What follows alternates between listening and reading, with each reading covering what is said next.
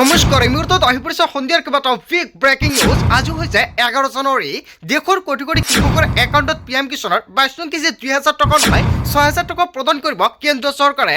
চৰকাৰৰ ফালৰ পৰা বিশেষ জাননী জাৰি কৰিছে। অৰুণোদয়ৰ প্ৰতিজন হিতাধিকাৰীৰ একাউণ্টত 1250 টকা কেতিয়া প্ৰদান কৰিব, ইয়াক লৈ মুখ্যমন্ত্ৰী ডক্টৰ হিমন্ত বিশ্ব শৰ্মাৰ বৃহৎ ঘোষণা। আত্মসহায়ক প্ৰতিজন মহিলাক 10,000 টকাৰ চেক প্ৰদান কৰিছে মুখ্যমন্ত্ৰী ডক্টৰ হিমন্ত বিশ্ব শৰ্মাই। 25,000 টকাৰ চেক ল'বলৈ সাজু হওক। কেৱল এয়াই নহয়, চৰকাৰী কৰি জিঅ' টেকিং কৰিছে নেকি আপুনি? চৰকাৰী ঘৰ টকা সোমাব আপোনাৰ বেংক একাউণ্টত, কেতিয়া চৰকাৰী ঘৰ টকা প্ৰদান কৰিব, ইয়াক লৈ কেইবাটাও গুৰুত্বপূৰ্ণ মন্তব্য কৰিছে মুখ্যমন্ত্ৰী ডক্টৰ হিমন্ত বিশ্ব শৰ্মাই। লগতে কেইবাটাও ৰাজনৈতিক খবৰৰ লগতে অৰাজনৈতিক খবৰ যুগুত কৰা হৈছে আজিৰ দিনটোত। গোটেই অসম তথা ভাৰতৰ বিভিন্ন প্ৰান্তৰ পৰা যুগুত হৈছে কেইবাটাও ডাঙৰ খবৰ। এনেবোৰ খবৰ নিতৌ পাই থাকিবলৈ চেনেলটি ছাবস্ক্ৰাইব কৰি ভিডিঅ'ত এটা লাইক কৰিবলৈ নাপাহৰিব। আজিৰ আমাৰ প্ৰথমটো খুবেই গুৰুত্বপূৰ্ণ খবৰ হৈছে অসমবাসীৰ বাবে এটা ডাঙৰ খবৰ। পিএম কিষাণক লৈ লাখ লাখ কৃষকৰ বাবে জৰুৰী খবৰ আহি পৰিছে। দেশৰ লাখ লাখ কৃষকৰ একাউণ্টে সোমাব 6,000 কোটি টকা। পিএম কিষাণৰ 22 নং কিস্তি 6,000 টকা ল'বলৈ সাজু হওক দেশৰ কোটি কোটি কৃষকে। কোনে কোনে 6,000 টকা লাভ কৰিব? পিএম কিষাণৰ 22 নং কিস্তিৰ অধীনত কেইবাটাও গুৰুত্বপূৰ্ণ সিদ্ধান্ত গ্ৰহণ কৰিছে চৰকাৰে। পিএম কিষাণৰ তালিকাত আপোনাৰ নাম আছে নে নাই এবাৰ চাই লওক। লাখ লাখ হিতাধিকাৰীৰ নাম কৰ্তন কৰা হৈছে তালিকাৰ পৰা। পিএম কিষাণৰ 22 নং কিস্তিৰ অধীনত সোমাব এই টকা। ধন লাভ কৰিবলৈ হ'লে কি কি কৰিব লাগিব আপুনি?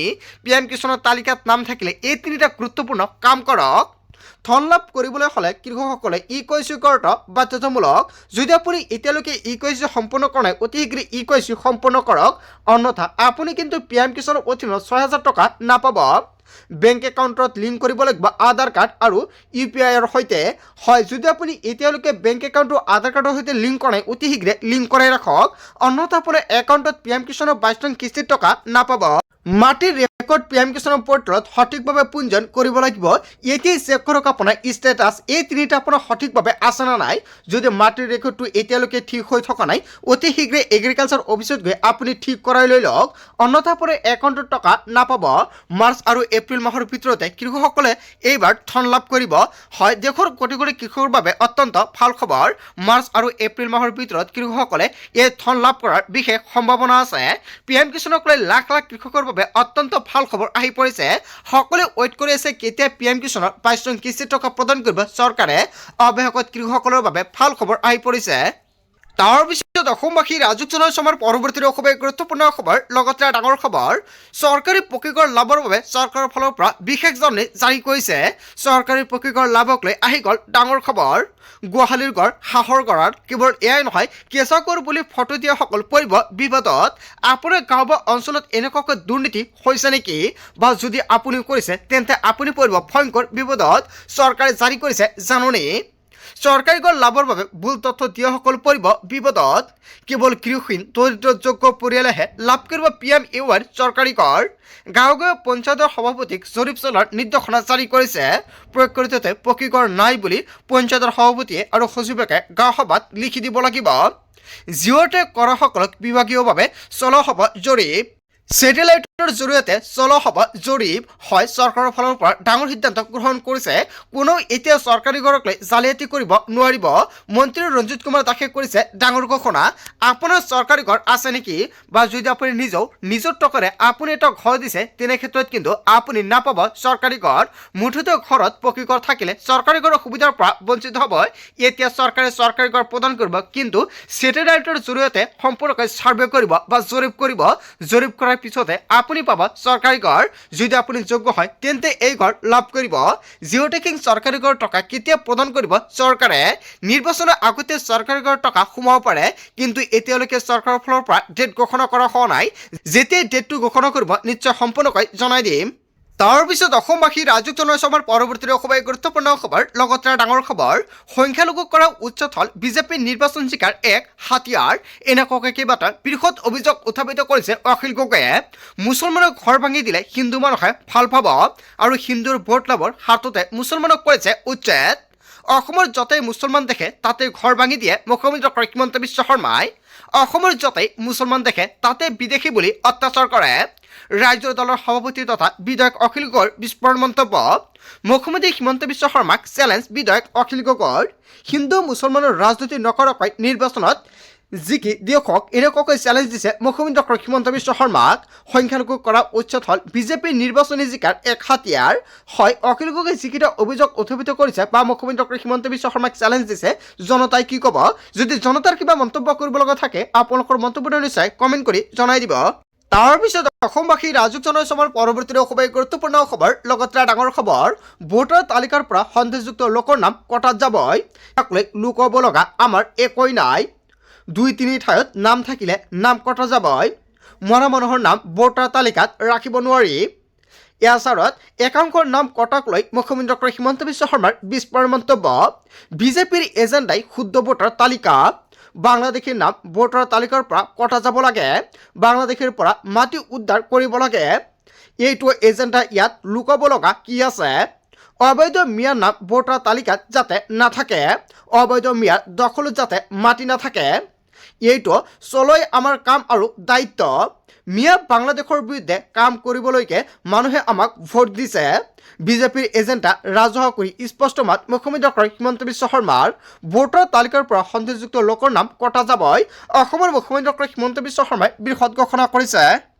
তাৰপিছত অসমবাসী ৰাজুক জনসমৰ পৰৱৰ্তী খুবেই গুৰুত্বপূৰ্ণ খবৰ, লগতে ডাঙৰ খবৰ, নিৰ্বাচনৰ আগত নামনিত হ'ব প্ৰচণ্ড মাৰপিট। অসমৰ মুখ্যমন্ত্ৰী ডক্টৰ হিমন্ত বিশ্ব শৰ্মাই কেইবাটাও বৃহৎ মন্তব্য কৰিছে। টিকট বিতৰণৰ পিছতে মাৰামাৰীৰ পৰা নামনিক ৰখাব নোৱাৰে কোনেও। মোৰ পৰাই এইটো লিখি ৰাখক, ৰাজহুৱাকৈ ঘোষণা কৰিছে মুখ্যমন্ত্ৰী ডক্টৰ হিমন্ত বিশ্ব শৰ্মাই। মিয়া মুছলমান সমষ্টিত কংগ্ৰেছে 3 পৰা 4 কোটি টকা ল'ব আৰু আগতে ওলাইছে আৰু এইবাৰ নিৰ্বাচনতো ল'ব। মাৰামাৰী হোৱাটো খাটাং, এইটো গ্ৰান্টি। ইজনে সিজনক টকা লোৱাৰ অভিযোগত মাৰপিট কৰিব। টিকট দিয়াৰ পিছতে হুলস্থুল হ'ব মিয়া মুছলমানৰ সমষ্টিত। নিৰ্বাচনৰ আগত নামনিত হ'ব প্ৰচণ্ড মাৰপিট। এনেকুৱাকৈ কেইবাটাও ডাঙৰ অভিযোগ উত্থাপিত কৰিছে মুখ্যমন্ত্ৰী ডক্টৰ হিমন্ত বিশ্ব শৰ্মাই। হয়, অসমৰ মুখ্যমন্ত্ৰী ডক্টৰ হিমন্ত বিশ্ব শৰ্মাই যিটো ভৱিষ্যতবাণী কৰিছে, জনতাই কি ক'ব? যদি জনতাৰ কিবা মন্তব্য কৰিব লগা থাকে আপোনালোকৰ মন্তব্যটো নিশ্চয় কমেণ্ট কৰি জনাই দিব। তাৰপিছত অসমবাসী ৰাজুক জনসমৰ পৰৱৰ্তী খুবেই গুৰুত্বপূৰ্ণ খবৰ, লগতে ডাঙৰ খবৰ, ভৱিষ্যতে বিজেপিৰ চৰকাৰ থাকিলে ভয়ংকৰ পৰিস্থিতি হ'ব অসমত। বিপদত পৰিব পাৰিব অসমৰ জনতা। হয়, বিপদত পৰিব পাৰে অসমৰ জনতাই। বিপদত পৰিব লাগিব অসমৰ জনতা। আগন্তুক নিৰ্বাচনক ভাবি চিন্তি সিদ্ধান্ত লওক সকলোৱে। এদিন মোৰ কথাবোৰ উপলব্ধি কৰিব অসমৰ জনতাই। বিজেপিক ক্ষমতাচ্যুত নকৰি অসমখন গভীৰ অন্ধকাৰত ডুব যাব। বিগত 5 বছৰে অসমখন থান-বান কৰিছে বিজেপিয়ে। ভিতৰি অসমখন প্ৰায় ধ্বংসৰ মুখত। মুখ্যমন্ত্ৰীৰ মুখত কেৱল মিয়াৰ কথা, কিন্তু সেই মিয়াৰ লগতে সহবাস কৰি আছে বিজেপিয়ে। অসমৰ মূল সমস্যা সমাধানৰ বাবে একোই নকৰিলে হিমন্ত বিশ্ব শৰ্মাৰ চৰকাৰে। বিজেপিক পুনৰ কি বিশ্বাসত ভোট দিব অসমৰ জনতাই? বিজেপিয়ে যিখন সংবিধান মানি চলে সেইখন ভয়ংকৰ সংবিধান। বিজেপিৰ বিৰুদ্ধে আক্ৰমণাত্মক ৰূপত প্ৰাক্তন বিজেপি নেতা ৰাজেন গোহাঁইৰ। তাৰপিছত অসমবাসী ৰাজুক জনসমৰ পৰৱৰ্তী খুবেই গুৰুত্বপূৰ্ণ খবৰ, লগতে ডাঙৰ খবৰ, ৰাজ্যৰ মহিলালৈ কংগ্ৰেছৰ বাম্পাৰ অফাৰ। অৰুণোদয়তকৈ 4 গুণ বেছি ধন দিব কংগ্ৰেছে, অৰ্থাৎ 5,000 টকা দিব ৰাজ্যৰ মহিলাক। কংগ্ৰেছৰ চৰকাৰ আহিলে মহিলাই পাব 4 গুণ সুবিধা। বৰ্তমানে পাই থকাতকৈ 4 গুণ অধিক সুবিধা পাব মহিলাই। আঁচনিৰ নামত হিমন্ত বিশ্ব শৰ্মা চৰকাৰে ব্লেকমেইলিং কৰিছে। মহিলাক আঁচনি দি ব্লেকমেইলিং কৰিছে বিজেপিয়ে। জনজাতিকৰণৰ প্ৰসংগক লৈও সৰব হৈ পৰিছে গৌৰৱ গগৈ। বিধানসভা নিৰ্বাচনৰ পূৰ্বে এনেকুৱাকৈ জনজাতিকৰণ নহয় বুলি মন্তব্য কৰিছে। এনেকুৱাকৈ ডাঙৰ অভিযোগ উত্থাপিত কৰিছে। আচলতে বিধানসভা নিৰ্বাচনৰ পূৰ্বে জনজাতিকৰণ নহয় নেকি? গৌৰৱ গগৈ যিটো অভিযোগ উত্থাপিত কৰিছে, জনতাই কি ক'ব? বিজেপি খিলঞ্জীয়াৰ হৈ কাম কৰা চৰকাৰ নহয় বুলি সমালোচনা। 5টা সংকল্পৰে ৰাজ্যত আগবাঢ়িব কংগ্ৰেছে নিৰ্বাচনৰ পূৰ্বে 5টা সংকল্প হাতত লৈছে। গৌৰৱ গগৈৰ নেতৃত্বত কংগ্ৰেছে গুৰুত্ব দিব 5টা বিষয়ত। শিক্ষা আৰু চিকিৎসা কংগ্ৰেছৰ প্ৰথম সংকল্প। কেৱল এয়াই নহয়, চৰকাৰৰ কামত আধুনিকীকৰণ 2য় সংকল্প। আৰু কংগ্ৰেছৰ 3য় সংকল্প হৈছে অৰ্থনৈতিক পৰিৱৰ্তন। কংগ্ৰেছৰ 4ৰ্থ সংকল্প হৈছে অপৰাধ নিয়ন্ত্ৰণ। কংগ্ৰেছৰ 5মটা সংকল্প হৈছে যুৱকসকলক লৈ। আনুষ্ঠানিকভাৱে জনালে APCCৰ সভাপতি গৌৰৱ গগৈয়ে। তাৰপিছত অসমবাসী ৰাজুক জনসমৰ পৰৱৰ্তী খুবেই গুৰুত্বপূৰ্ণ খবৰ, লগতে ডাঙৰ খবৰ, মহিলা উদ্যমিতা অৰুণোদয়ৰ পাছত ৰাজ্য চৰকাৰৰ ডাঙৰ ঘোষণা। চাহ বাগিচাৰ প্ৰতিগৰাকী মহিলাই লাভ কৰিব 5,000 টকা। এইটো ক'লে দুটিপাত আঁচনিৰ জৰিয়তে লাভ কৰিব এই টকা। 25 জানুৱাৰীৰ পৰা লাভ কৰিব এই 5,000 টকা। অসমৰ চাহ বাগিচাত 200 বছৰ সম্পূৰ্ণৰ বাবে প্ৰদান কৰা হ'ব ধনৰাশি 25 জানুৱাৰীৰ পৰা 10 ফেব্ৰুৱাৰীৰ ভিতৰত বাগানৰ শ্ৰমিকসকলে লাভ কৰিব এই ধনৰাশি। মহিলা উদ্যমিতা আঁচনি চৰকাৰে দিয়েই আছে, অৰুণোদয় আঁচনিৰ টকা দিয়েই আছে আৰু ইয়াৰ পাছত ৰাজ্য চৰকাৰে শ্ৰমিকসকলৰ বাবে ডাঙৰ সিদ্ধান্ত গ্ৰহণ কৰিছে। তাৰ পিছত অসমবাসী ৰাজুক জনসমৰ পৰৱৰ্তী খুবেই গুৰুত্বপূৰ্ণ খবৰ, লগত ডাঙৰ খবৰ, বাংলাদেশৰ পৰিস্থিতিৰ প্ৰভাৱ পৰিব পাৰে অসমত, সাৱধান হৈ থাকক অসমৰ জনতা। বাংলাদেশৰ পৰিস্থিতিক লৈ ডাঙৰ মন্তব্য কৰিছে হিমন্ত বিশ্ব শৰ্মাই। অসমৰ ভূ ৰাজনৈতিক স্থিতি উন্নত হ'বই লাগিব, অন্যথা অসমত জিহাদী স্লিপাৰ চেলৰ সংখ্যা থাকিবই। বাংলাদেশৰ সাম্প্ৰদায়িক পৰিস্থিতিও আমাৰ বাবে চিন্তাৰ কাৰণ। দিনে দিনে চুবুৰীয়া ৰাজ্যখনত হিন্দুৰ ওপৰত বাঢ়িছে আক্ৰমণ আৰু এনে পৰিস্থিতিৰ প্ৰভাৱ পৰিব পাৰে অসমতো। সতৰ্ক হৈ থাকিব লাগিব ৰাজ্যবাসী। বাংলাদেশৰ পৰিস্থিতিৰ প্ৰভাৱ পৰিব পাৰে অসমত, এনেকুৱাকৈ মুখ্যমন্ত্ৰী হিমন্ত বিশ্ব শৰ্মাই বৃহৎ মন্তব্য কৰিছে। বন্ধু বান্ধৱীসকল, গোটেই অসম তথা ভাৰতৰ বিভিন্ন প্ৰান্তৰ পৰা যুগত হৈছে কেইবাটাও ডাঙৰ খবৰ। এনেবোৰ খবৰ নিতেও পাই থাকিবলৈ চেনেলটি ছাবস্ক্ৰাইব কৰি ভিডিঅ'ৰ এটা লাইক কৰিবলৈ নাপাহৰিব। So thank you for watching full video.